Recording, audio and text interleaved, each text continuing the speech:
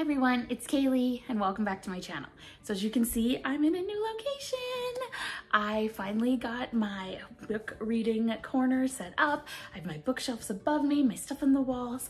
If you want a bookshelf tour and to see what I've got going on up there because it didn't make it into the frame, I will post a link in the corner. And we have a special guest joining us. This is Percy. This is my 9-year-old pug. I also have a second dog. Her name is Miko. She is also a pug. Yes, there is a Pocahontas reference in there. She, however, is a big, huge daddy suck. So she's off with her daddy while he's playing his video games. And Percy is joining us. And quite frankly, he probably will be joining us for a lot of the videos that I film here. He's kind of a mom suck.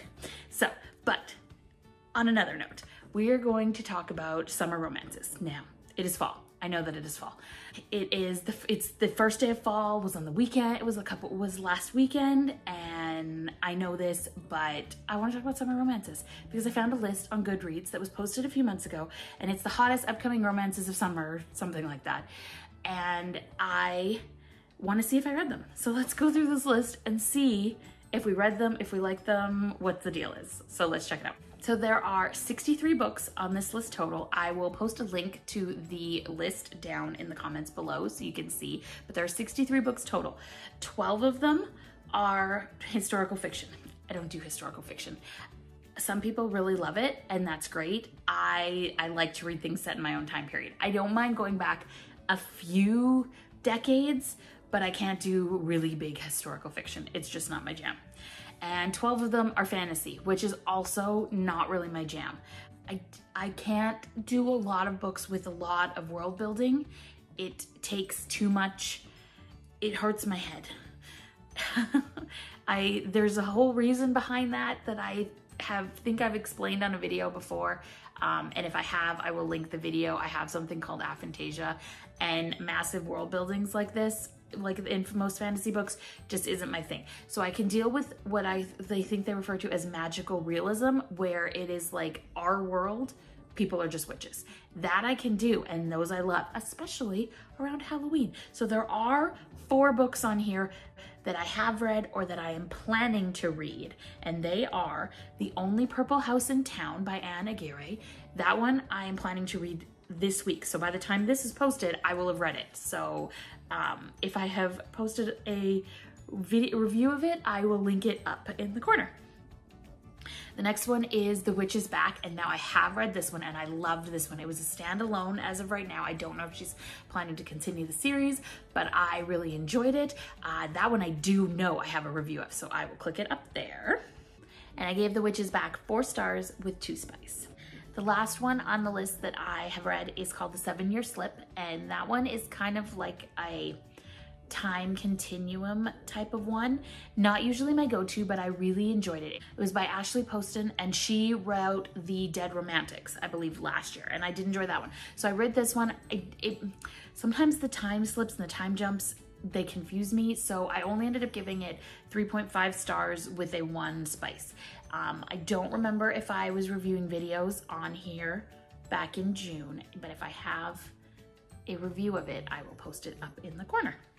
And next we will dive into the heart of the matter, the contemporary romances, and they actually linked the dark romances together with the contemporary romances, which I don't know if that was the best idea because I read both. I don't read a lot of dark romances. I tend to focus more on contemporary rom-coms. So I don't know if I would have linked dark romance and the contemporary rom-coms together, but Goodreads did, so let's check them out. I read 25 of these ones total, and I DNF'd 2. So I'm gonna start, do I wanna go in the order of the list? So I'm gonna start with the 2 that I DNF'd first, and they are Love Buzz. This one I DNF'd because I don't like it when a book starts out where the main character is in a relationship and that's not who she's gonna end up with at the end. Especially when the guy she's in the relationship with is a nice guy. Like, there seemed to be nothing wrong with this man that she was in a relationship with. He just wasn't this dream guy that she met down in New Orleans. So like, if guy is like a douche and you like desperately want her to break up with him and end up with a nice guy, that I'm okay with. But when she's already with a guy who she seems to like, he's just not the guy, I don't know, it's just not my favorite thing, and I ended up DNFing this one about a quarter of the way through because of that. The other one I DNF'd is called Will They or Won't They? And this one, I just really couldn't get into the story. It was, there's sometimes there's just nothing necessarily wrong with the story, and there's nothing wrong with the characters, and there's nothing wrong with like the actual writing style. I just didn't connect with them. And that was this one. Just something about it, I didn't connect with it. And that's it.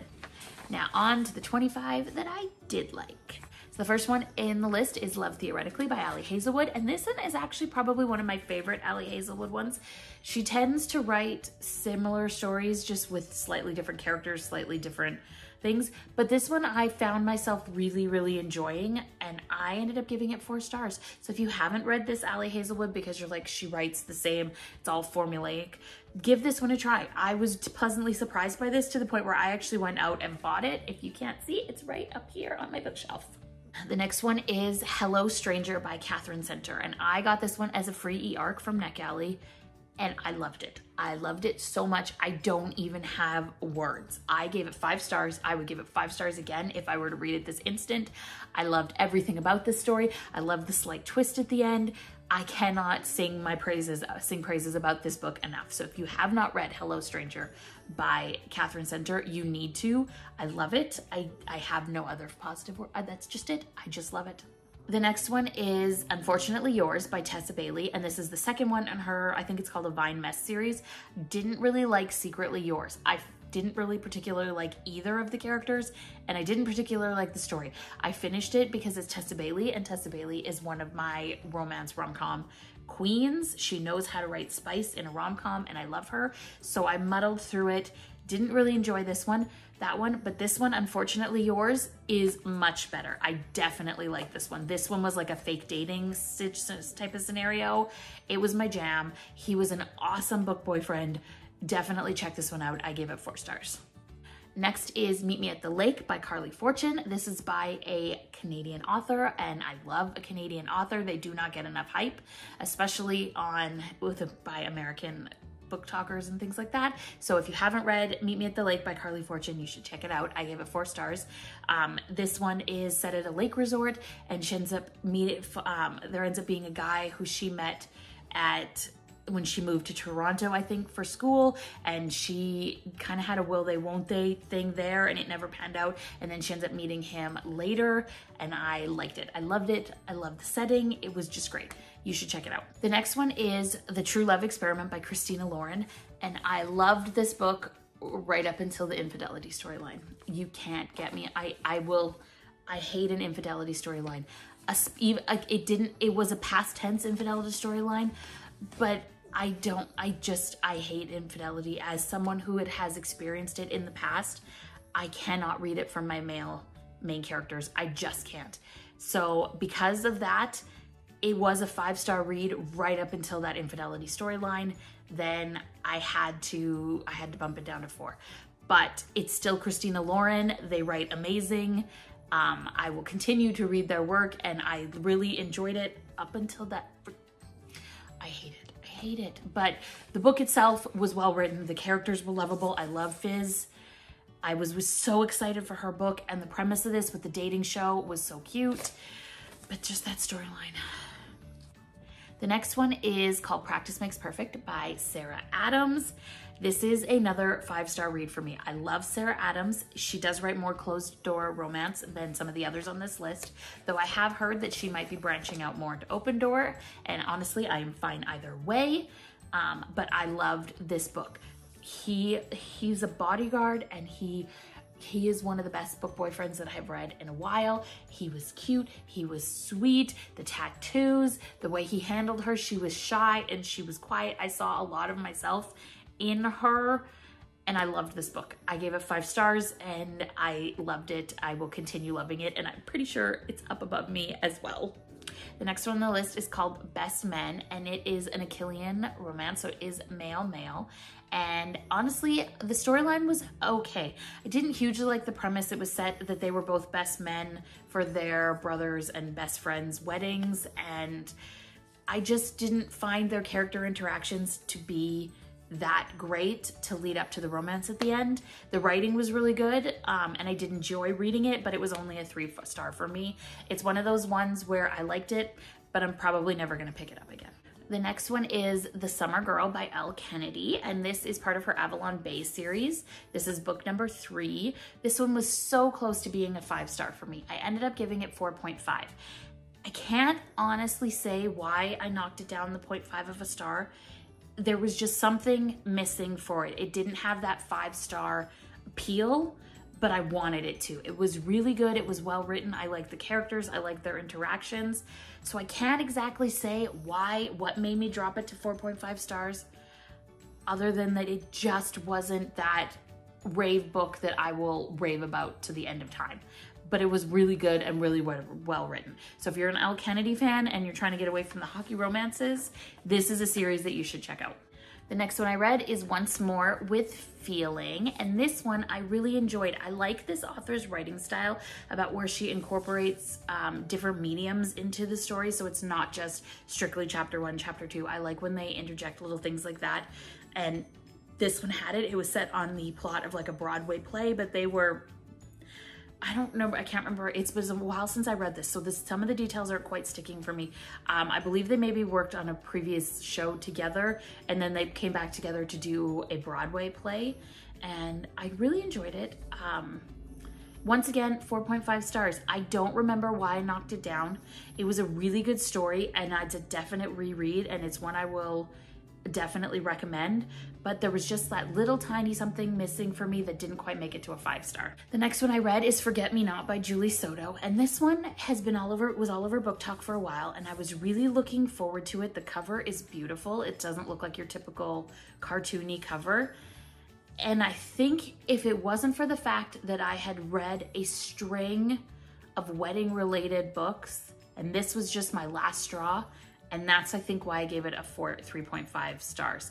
I think if I had read it at a different time headspace, it might have been a 4-star read for me.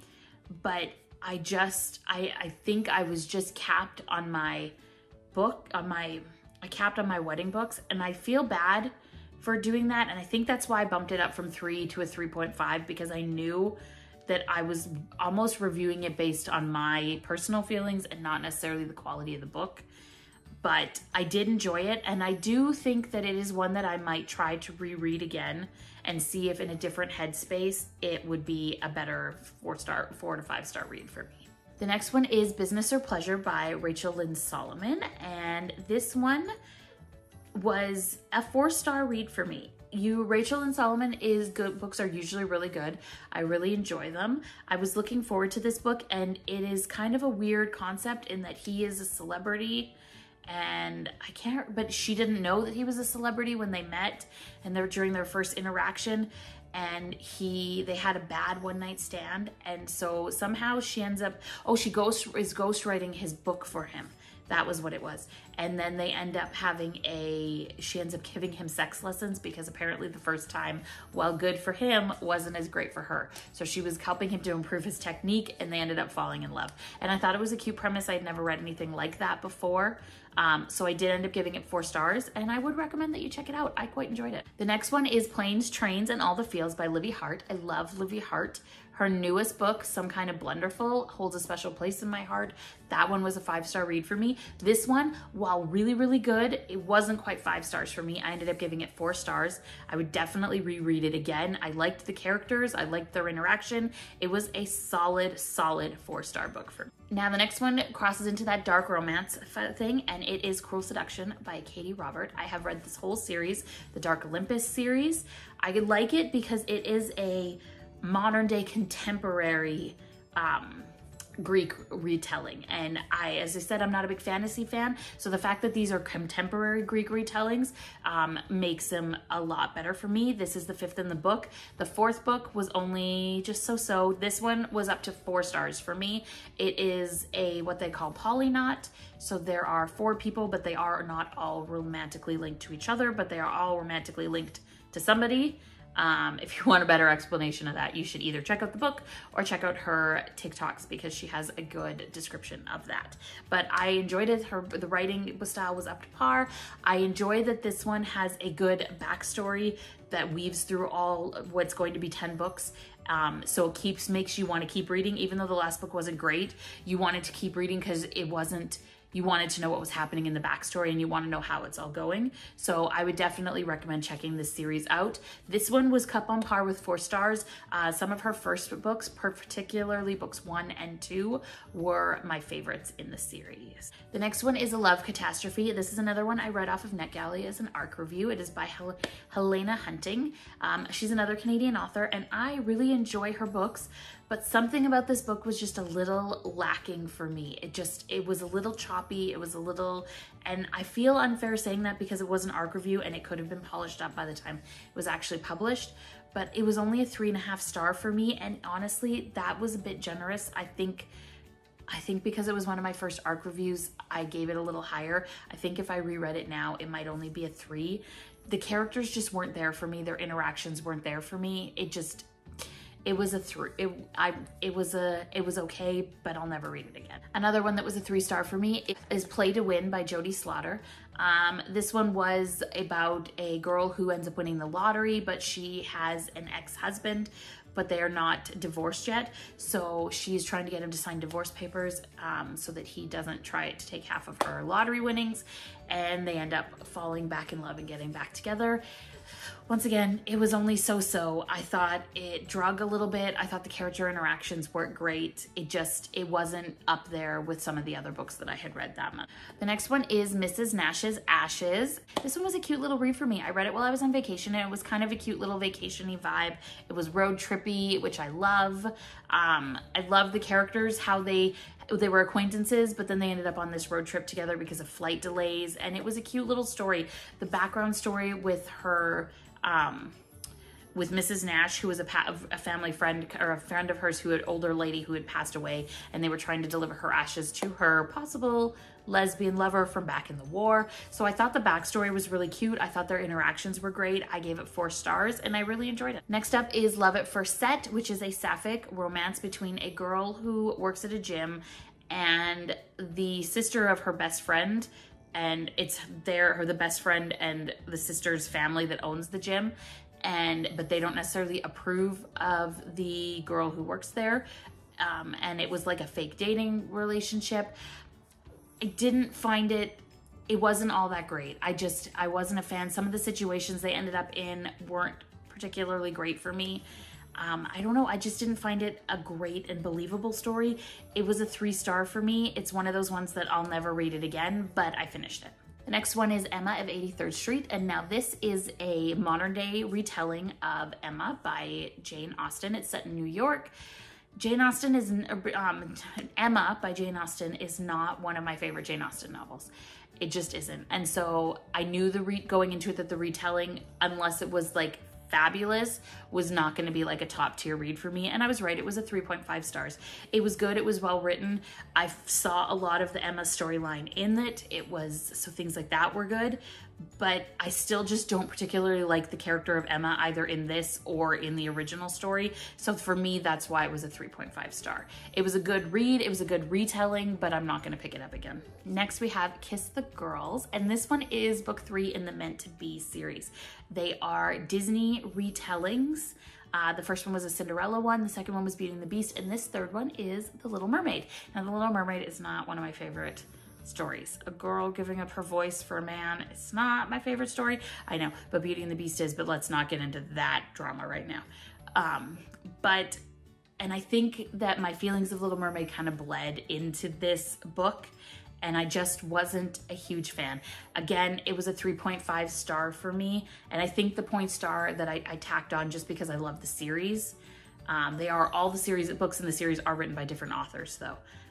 And so I think the 0.5 just came from me wanting it to be better because it was a Disney retelling, but because it was Little Mermaid, I just didn't connect with the story like I wanted to.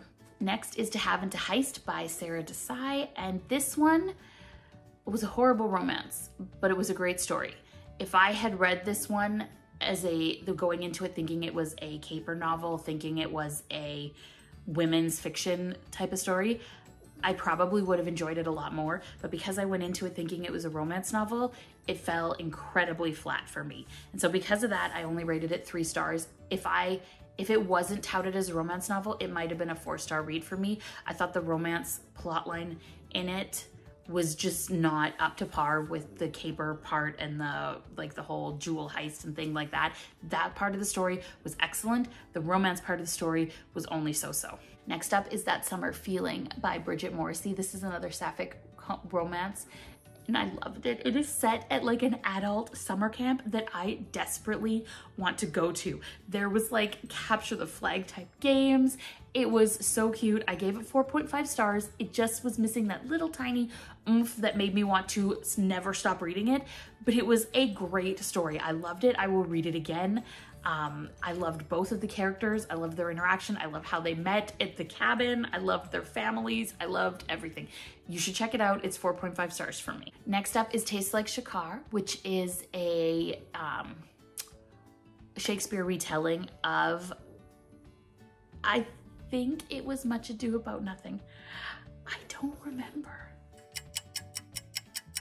Okay, I had to look it up. It was Much Ado About Nothing, which also not one of my favorite Shakespeare ones, but I love this author. I loved her first book, which was A Taming of the Shrew retelling. I love this one. I love this whole family. If they have more books set with this family, I will definitely read them. I really enjoyed them. I love how the author integrated Indian culture in with the Shakespeare retelling. They were awesome. It was 4 stars. You should definitely check out this series. The next one is Chef's Choice by TJ Alexander, and this one is about 2 transgender characters, a transgender female and a transgender male, and they meet on the set of like a cooking show, and they end up, I think, in a fake dating scheme so that he can win his grandfather's inheritance or something like that. The story was really cute. Their interactions were cute. The cooking scenes were so cute. I loved his sister.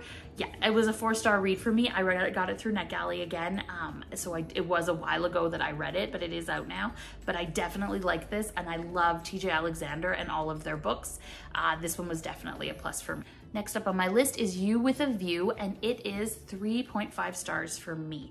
This one is another one that was touted on Book Talk, and I thought I was gonna love it a lot more. And I don't know what it was. It was another road trip one, and so I usually love a road trip, but this one just seemed to lack something, and I don't know what it was. Like, I finished it and I enjoyed it, but I didn't see what everybody else saw in it, and I was sorry about that. And I think that's why, once again, why I did the 0.5 is sometimes I feel bad when I read a book that Book Talk loves and I don't love it, so I feel like I need to give it that like 0.5% just to kind of like make myself feel better, because I didn't enjoy it as much as everybody else did, and I didn't rate it as high. I'm not sure if that's a good way to rate books, but it's what apparently I did all summer. And the last one was In a Cold, Cold World, and I wanted to love this book. It is set in a theme park in Florida. I was so disappointed. It was a 2.5 stars, which is probably one of the lowest that I've rated a book not even this summer. It's obviously the lowest I rated this summer, but it was one of the lowest that I rated all year. And I don't know why. I don't know what it is. I had found that I had to force myself to finish it. And if I have to force myself to finish a book, it's a 2-star for me. Like, that is my bare minimum. If I had to physically force myself to read it, if I was past my personal DNF threshold, it's a 2-star for me. And I don't know why I gave it that I gave it the 0.5%. I think because I just feel really bad about rating books 2s. I tend to 3, 4s, and 5s or DNFs is what I read. If I make it to the end of a book, it's because I'm enjoying it. So I don't usually do a 2s. And this one, I don't know why I kept reading it. I think I was hoping it was gonna get better, and just the nostalgic Florida theme park thing was what was tying me in, but it just wasn't one of my favorites. Definitely wasn't on a to-read list for me. So those are the 27 romance novels I read off of this list, the 2 DNFs and 1 that I am going to read by the time I finish recording, by the time I post this book. So let me know what you thought. Have you read any of these? Do you have any of the same feelings? If you see the list, is there any books on the list that I didn't touch on? Because I didn't even talk about the ones that I haven't read yet. Some of them are on my TBR, some of them didn't even cross my path. But if I missed a book that you saw on this list that you're like, why didn't she read that? It was so good. Let me know in the comments below, because if I'm missing out on like an excellent summer book, I will read it in the fall. You just have to let me know. So from me and Percy, thanks for watching.